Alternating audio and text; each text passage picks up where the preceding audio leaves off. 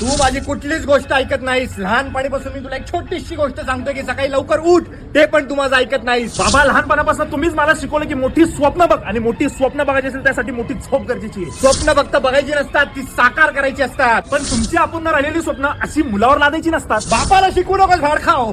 बाबा, आयुष्यभर मी सगळं तुमचंच ऐकलंय. तुम्ही मला म्हणले इंजिनिअरिंग कर, मी इंजिनिअरिंगच केली. पण तुम्ही कधी मला विचारलं की तुला काय हवंय? अरे तुला काय हवंय मला माहितीये, 500 रुपये पेट्रोलसाठी आणि 1000 रुपये हॉटेलात जाऊन त्या पोरीवर उडवण्यासाठी. अरे दुपारी 12 वाजता उठणाऱ्या पोराला मी हे विचारू की तुला काय हवंय म्हणून? आतापर्यंत बापाच्या तब्येतीकडे कधी लक्ष दिलंच का? परवा माझा गुडघा दुखत होता, एकटा चालत मी दवाखान्यात गेलो. अहो बाबा, पण मी तुम्हाला सांगत होतो डॉक्टरांकडे जायची गरज नाहीये. तुम्ही घरात स्प्रे मारा, तुमचा गुडघा बरा होईल. बापाला शिकवू नकोस भाड खा. तुझ्या आईशी गप्पा मारतोस, सगळं शेअर करतोस. तुला काय हवं, तुला काय नको हे तुझ्या आईकडनं मला कळतं, पण तू कधी मला सांगत नाहीस. मी कुठली गोष्ट तुम्हाला सांगायला होतो, तुम्ही एकच डायलॉग मारता की बापाला शिकू नकोस. बापाचा डायलॉग बापालाच मारतोस भाड खाओ. बा, आतापर्यंत तुम्ही माझं कधीच कौतुक केलं नाही, कधी मला शाबासकी दिलेली नाहीये. तू कधी आतापर्यंत माझं कौतुक केलंस?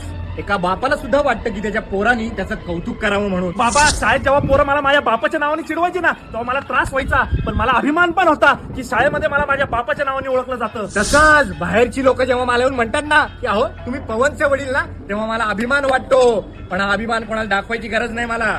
चल बसू. हा, चला बसूया. वातावरण पण मस्त झालं. अरे भाडखाव जेवायला नाही, बस. नाही, नाही.